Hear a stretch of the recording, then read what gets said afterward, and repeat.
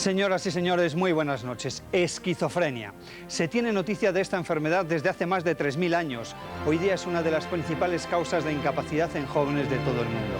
Afecta a alrededor del 1% de la población. Sin embargo, los científicos conocen muy poco acerca de sus causas y su curación aún está lejana. El diagnóstico de esquizofrenia supone en muchas ocasiones un verdadero estigma para quienes la padecen.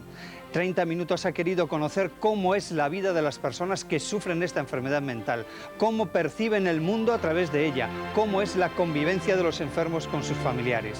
Descubrirán que las personas con esquizofrenia, gracias a los nuevos fármacos, pueden alcanzar altos niveles de normalización y de autonomía en sus vidas.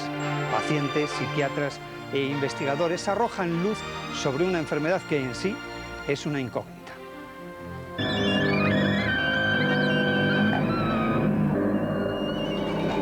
Nuestras manos, ¿vale? Dejarlos libres. Si queréis cerrar los ojos, dejarlos libres al ritmo de la música. Eduardo padece esquizofrenia de tipo paranoide. Hoy asiste a una sesión de musicoterapia en ATASEP, una asociación de apoyo a enfermos mentales de Alcorcón. Al ritmo de la música. Intentar sentir el ritmo dentro. Aunque a Eduardo ya se le manifestó la enfermedad en 1978, sin embargo no le fue diagnosticada hasta muchos años después. En la actualidad, gracias a la medicación, Eduardo está estabilizado. Al ritmo de la música. Dejarla suelta. Fue en 1986 mi primer ingreso. Yo estaba tan autodestructivo, tan absolutamente desquiciado, que comía de la basura. O sea, estuve varios años que cada cierto tiempo, en cuanto que tenía un dinero, me cogía un tren, me iba a Francia, me acababa el poco dinero que llevaba, empezaba a mendigar, pero comiendo de la basura, sin lavarme. O sea, estuve en un estado casi subanimal, ¿no? Y aún así no reconocía la enfermedad, o sea, pues pensaba que eran rarezas mías, ¿no? Y todavía a día de hoy me cuesta, ¿no? O sea, bueno, yo los contenidos que tengo son alucinatorios pues en 3 niveles, ¿no? De voces, de sonidos, visuales, de alucinaciones y sensaciones corporales tampoco ordinarias, ¿no? O sea, los 5 sentidos están como desmadejados, como desbaratados, ¿no? Te dan una información falsa, ¿no? El mal que padece Eduardo ya se describía 1400 años antes de Cristo en los escritos Vedas de la India. Pasarán muchos siglos, hasta la Ilustración, antes de que se considere a este trastorno como una enfermedad mental y no como una posesión demoníaca. En el siglo XIX ya se califica la enfermedad de forma más precisa, denominándola demencia precoz, por manifestarse los primeros síntomas casi siempre en la adolescencia. Pero hasta comienzos del siglo XX no se acuñará el término esquizofrenia, que significa literalmente escisión de la mente.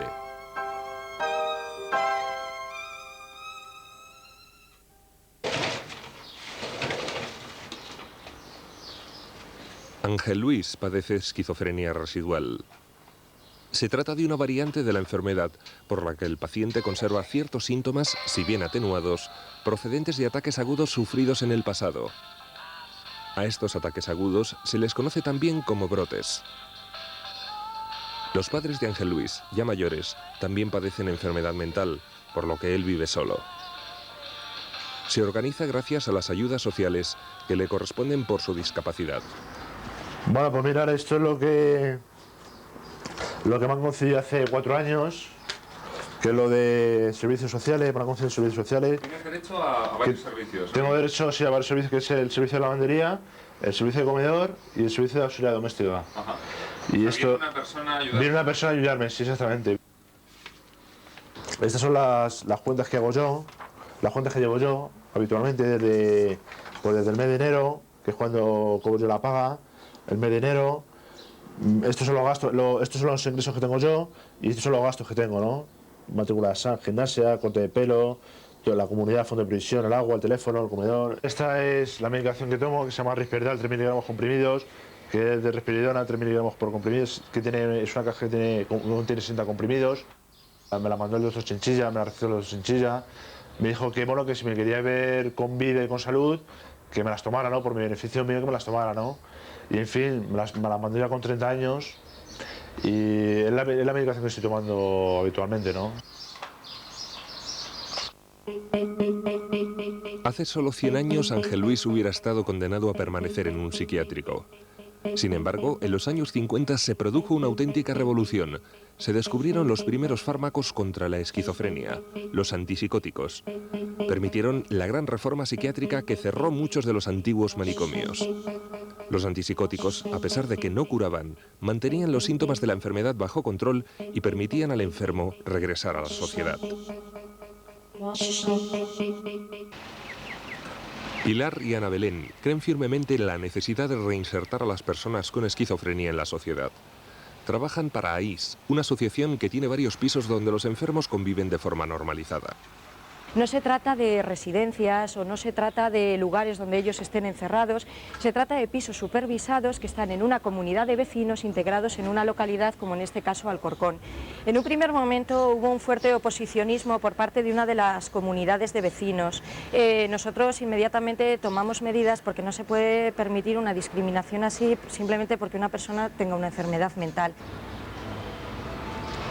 Hoy vamos a dar supervisión en el Centro Bailén. Es un piso supervisado donde viven Nunci y Eduardo. Son dos enfermos de esquizofrenia y ahora no... Hola, Nunci, somos nosotros. Vale. Lo primero que hacemos es despertar a los chicos, que desayunen, que tomen su medicación, que se duchen y que hagan las tareas de la casa. Son tareas rotativas. Hola, Eduardo, ¿qué tal? Hola, ¿qué tal? ¿Qué tal, Eduardo? Bien. ¿La medicación te la has tomado? Sí. ¿Qué tarea te toca hoy hacer en la casa? Hoy he hecho mi habitación y me toca cocinar. Tenemos actividad a las 12. Musicoterapia. Musicoterapia, muy bien. ¿Qué te toca cocinar hoy? Pues creo que toca arroz con pollo. En este armario tenemos guardada la medicación de reserva bajo llave a la vez que las historias clínicas. Es importante que la medicación de reserva esté guardada bajo llave para prevenir determinadas situaciones de riesgo, porque aunque los usuarios que viven en el piso supervisado están contenidos y están equilibrados y compensados psicopatológicamente, es importante guardar la medicación por si en algún momento ellos pudieran hacer abuso de la misma. Nunci, hoy te doy la asignación de 2 euros diarios. ¿Necesitas algo más, aparte de esto? No, no necesito nada más. Muy bien, pues fírmame, por favor. Yo vine directamente del hospital porque a mí me concedieron la incapacidad el 30 de abril, pero no podía vivir sola, mi familia no me apoyaba, tenía numerosísimos problemas con ellos. Y para mí el estar aquí ha sido una liberación, me encuentro completamente integrada. Ese vicio que decíamos antes del linchamiento está también en mí, ¿no? O sea, a mí me ven como loco desde fuera y me hostigan, pero yo tampoco acepto a otros locos, ¿no? O sea, a mí me ha caído eso muy mal en un principio, ¿no? Hasta que ya he pasado un tiempo habituado a ello, pues sí piensas, bueno, este no tiene nada que ver conmigo. Es otra de las muchas trampas de la esquizofrenia. El enfermo percibe el mundo como algo distorsionado y hostil. Alucinaciones y delirios le torturan. La paradoja es que no se da cuenta de que ese infierno proviene únicamente de una alteración química de su cerebro y no del mundo real. Que un profesional de la salud mental describa lo que siente una persona con esquizofrenia es imposible, pero un acercamiento a eso podía ser el siguiente. Una persona que tiene esquizofrenia ve el mundo de otra manera. No sabes por dónde es, ¿verdad?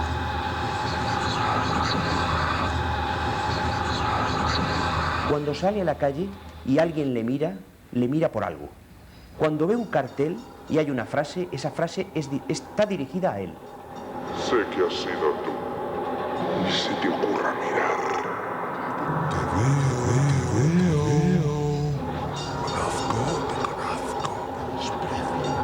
Te desprecio.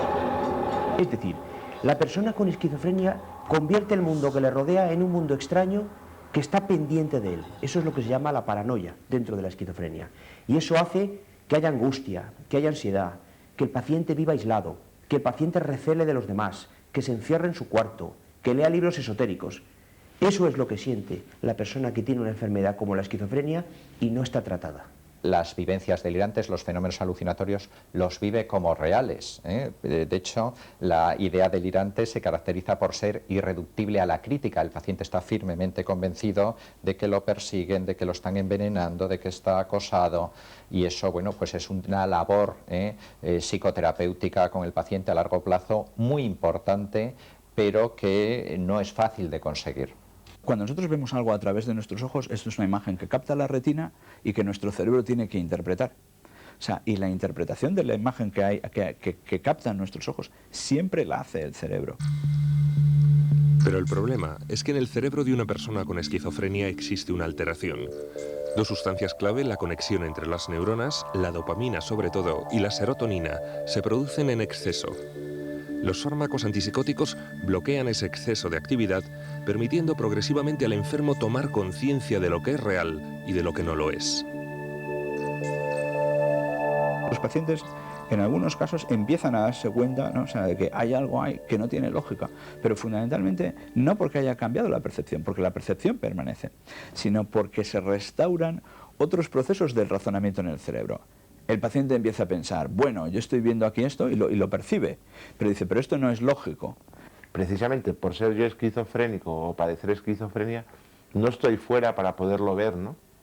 Claro, si yo pudiera contrastar, esto es lo normal y esto es lo patológico, pero como estoy enjaulado en lo patológico, yo no puedo salir para verme como me ve la gente normal, ¿no? Mi enfermedad es que consistía en oír voces, que sí, quería que Felipe González hablara sobre mí, ¿no? Me decía que tenía una joya, entonces me ponía muy nervioso, no sabía controlarlo, y eso, pues, mi madre precisamente me aconsejaba bien, ¿no? Me decía que, bueno, que estuviera tranquilo, que estuviera sobre todo tranquilo, ¿no? Que tuviera mucha tranquilidad, que lo supiera llevar, ¿no? Que lo supiera saber afrontar, ¿no? Que lo supiera saber llevar, ¿no? Inspiráis, volvéis. Expiráis, cambiáis de pie. Aunque se sabe que la predisposición a la esquizofrenia es genética, las situaciones de estrés son las que desencadenan muchas veces las crisis o brotes. Por ello, se recomiendan, además de la medicación, psicoterapia de apoyo y técnicas de relajación eficaces. La postura de la cobra y os concentréis en la espalda. Ángel Luis, por ejemplo, acude regularmente a sesiones de yoga. La esquizofrenia ha existido desde siempre y hay un hecho también curioso en la esquizofrenia que se presenta en todas las culturas, ¿eh? Aproximadamente entre un 0,5 y un 1% de la población. Allá donde vayas te puedes encontrar con pacientes con esquizofrenia.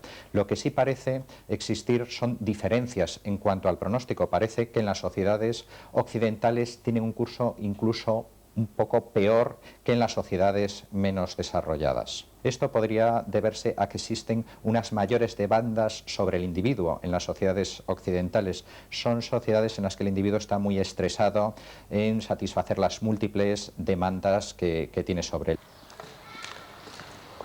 Durante la adolescencia, por ser este un momento de cambio hormonal, choque generacional e incertidumbre ante el futuro, suele aparecer el primer brote de la esquizofrenia. Alfonso y Mari Carmen tienen un hijo que enfermó hace años en esa edad crítica. Desde entonces, acuden junto con otros padres de enfermos a terapias de autoayuda. Esta tarde, asisten a un cineforum sobre esquizofrenia.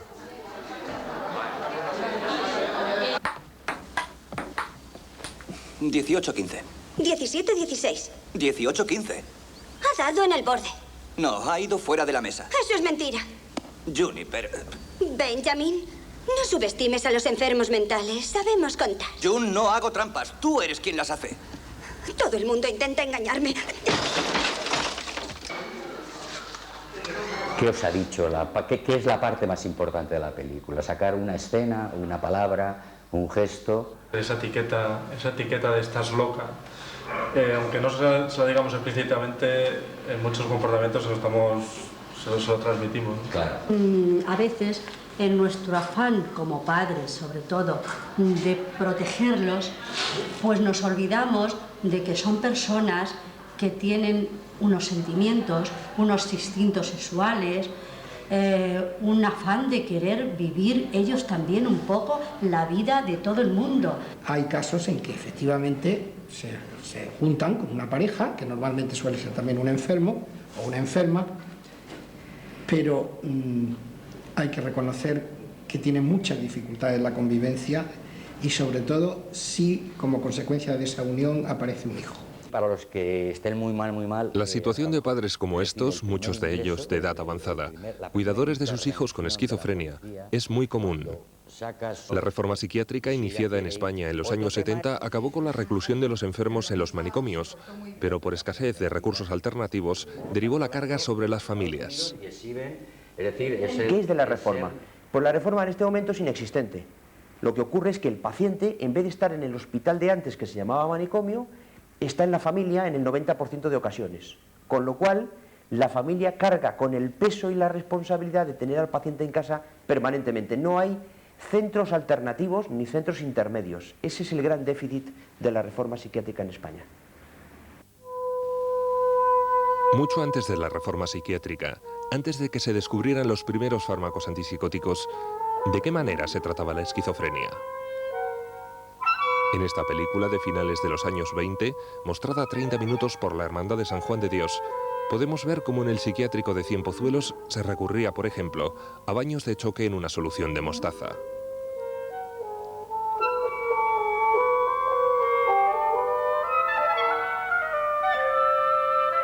Para tratar la esquizofrenia también se empleaban tranquilizantes y opiáceos. O se inducía al paciente a sufrir un coma artificial mediante inyecciones de insulina. Más tarde, en los años 40, llegarían los primeros electroshock. Estos remedios hoy día parecen muy rudimentarios, pero en su época fueron un auténtico avance en el trato médico y humanitario de los enfermos.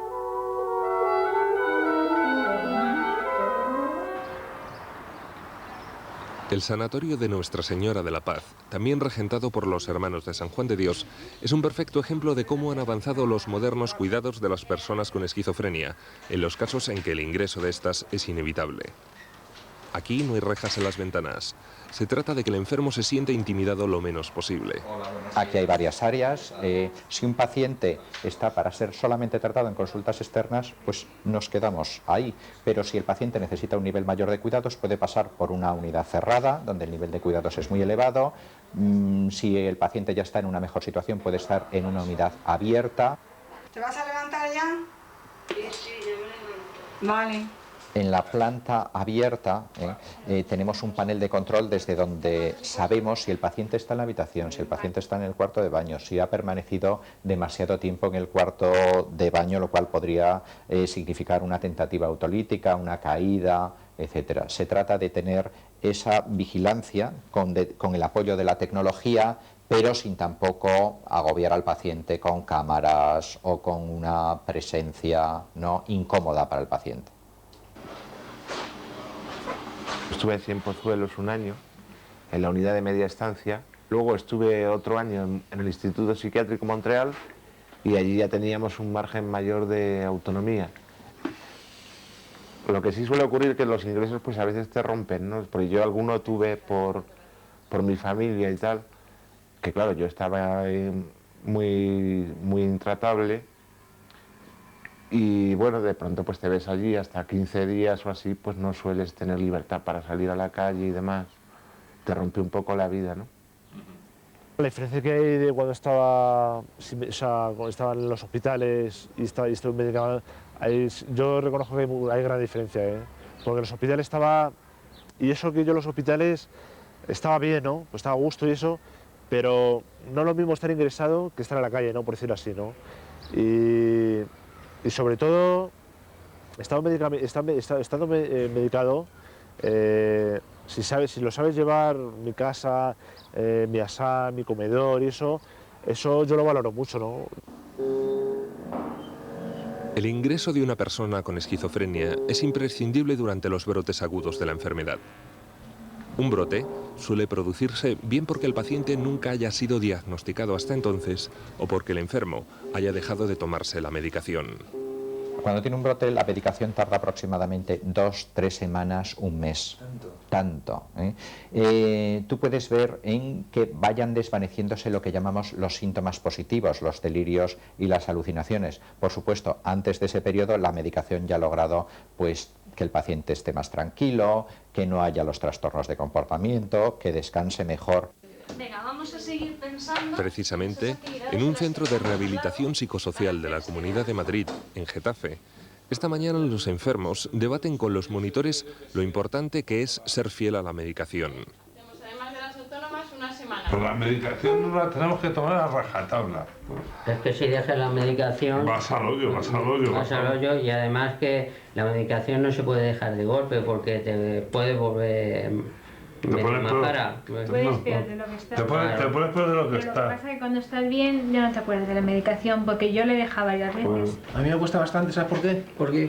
Porque yo antes tomaba alcohol, ¿sabes? Sí. Y a raíz de mi enfermedad pues tomé la medicación, pero que no tomar alcohol durante mucho tiempo pues está costándome... No, hombre, no lo tomo casi nunca, ¿no? Porque ya estoy habituado, pero que me cuesta mucho, ¿sabes?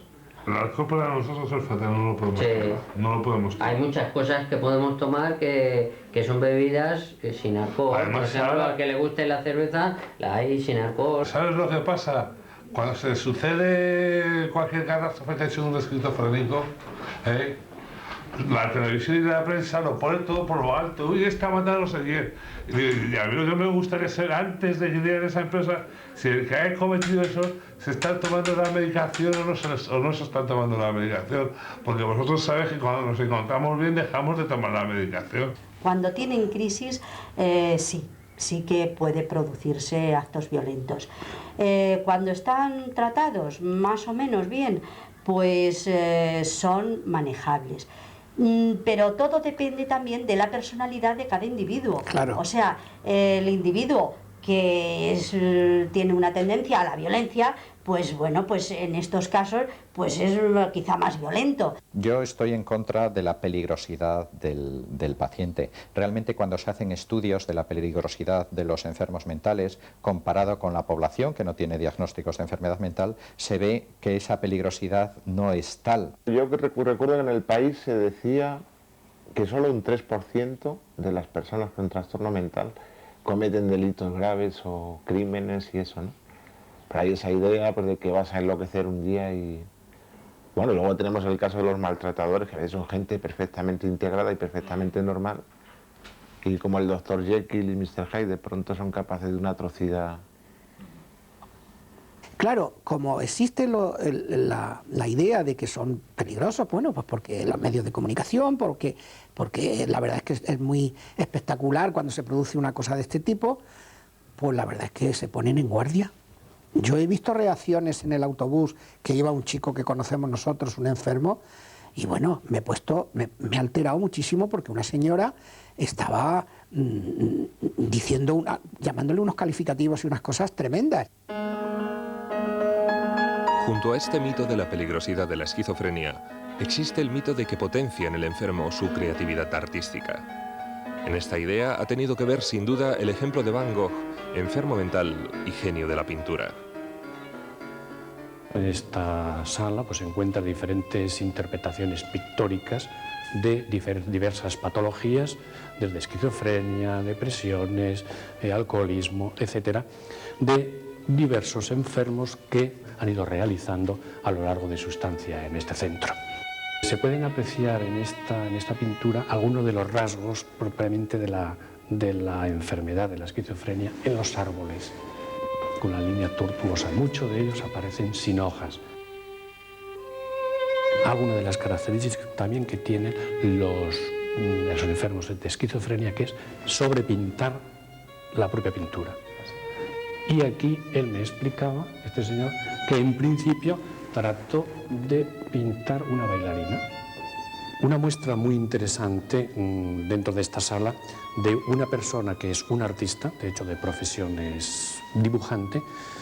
Él, dentro de su patología, llega a negar su propia pintura, llega a negar su propia patología, que es una esquizofrenia paranoide, y en su última etapa aparecen ya los oscuros.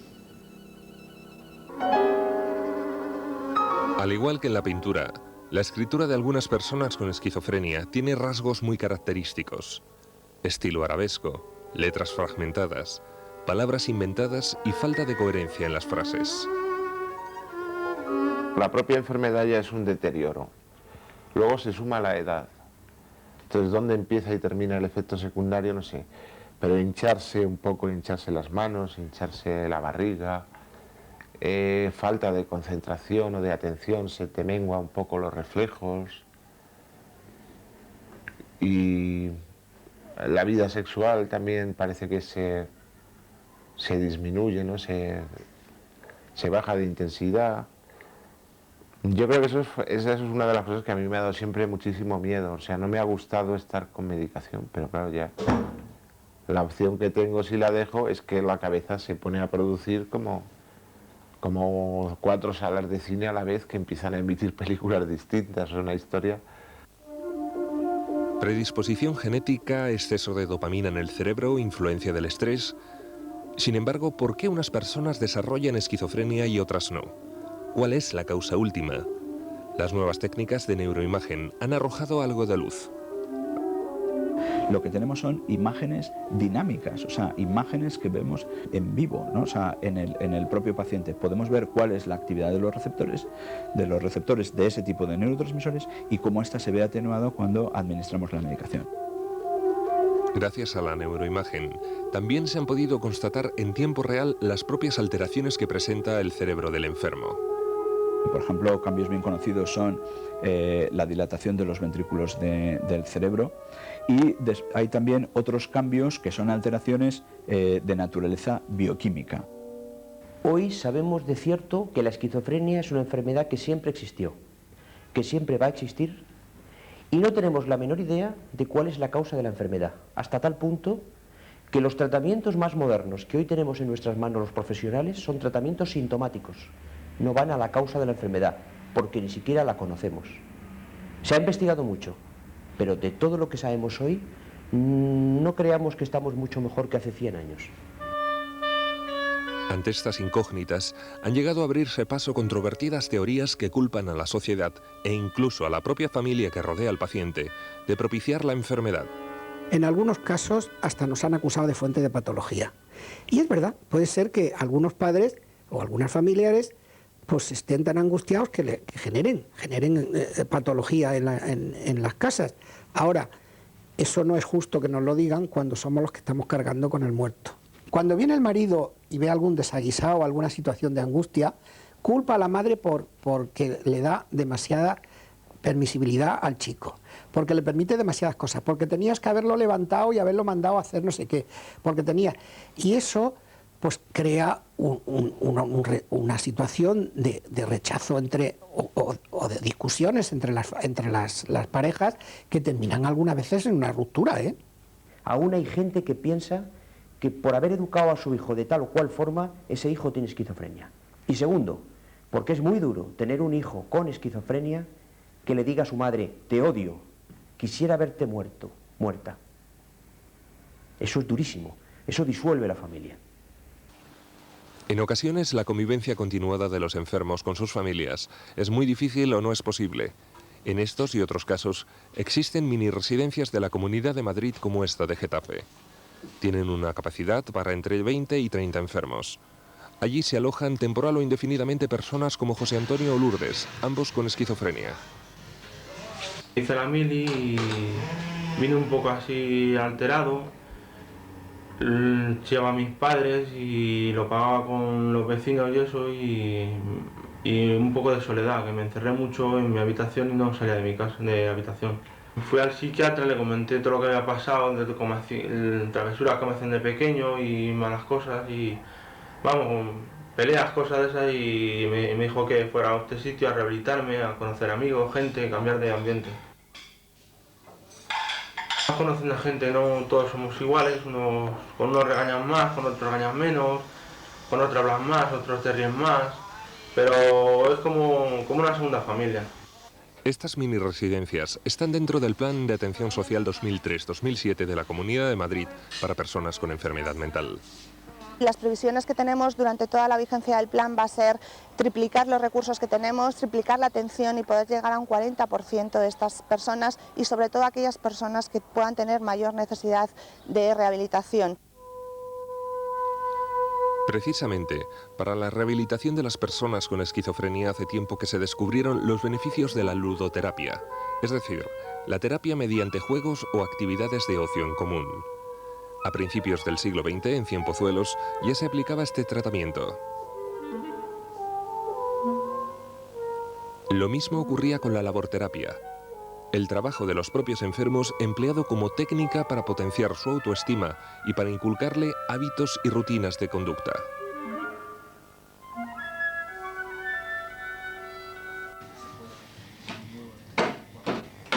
En la actualidad, los modernos centros de rehabilitación laboral se basan en el mismo principio que en el pasado, pero además tratan de propiciar la inserción real de la persona con esquizofrenia en el mercado de trabajo.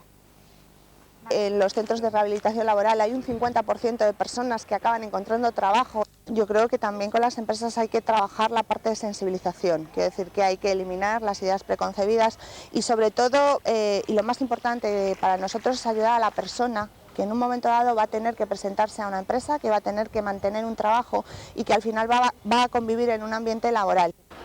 Hola. Hola, buenos días, ¿qué tal? Muy bien, ¿tú? ¿Cómo va la cosa? Estupendamente. Con tranquilidad, ¿no? Bien, está bien, bien. Vale, me alegro. Vale, hasta hasta otro rato.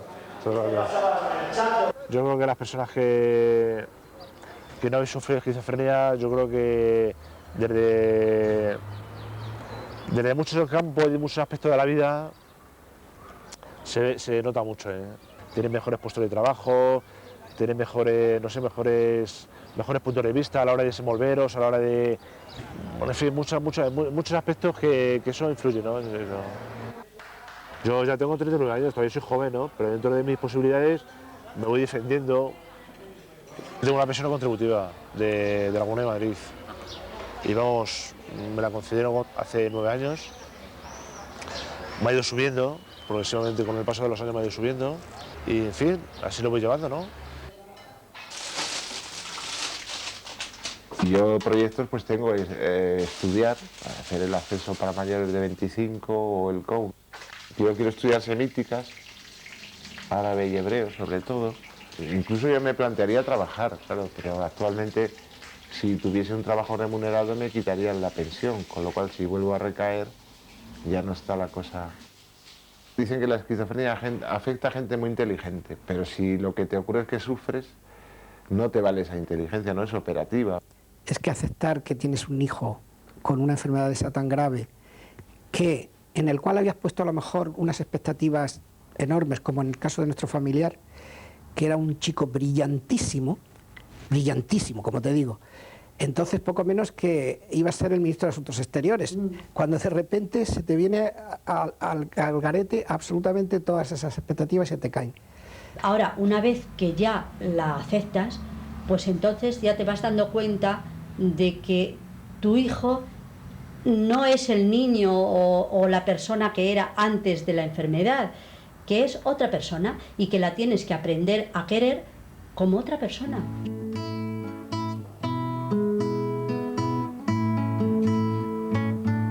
Uno de los doctores que tuve en Montpellier decía un periodo de 6 años. Si uno se estabiliza sin ningún ingreso, sin ninguna recaída, en un periodo de 6 años, se entiende estadísticamente que puede uno incluso formar una familia, emanciparse y tal. Otros médicos dicen, bueno, pues no puedes curarte del todo, pero sí puedes adaptarte a llevar una vida prácticamente normal, ¿no? Siempre con la medicación.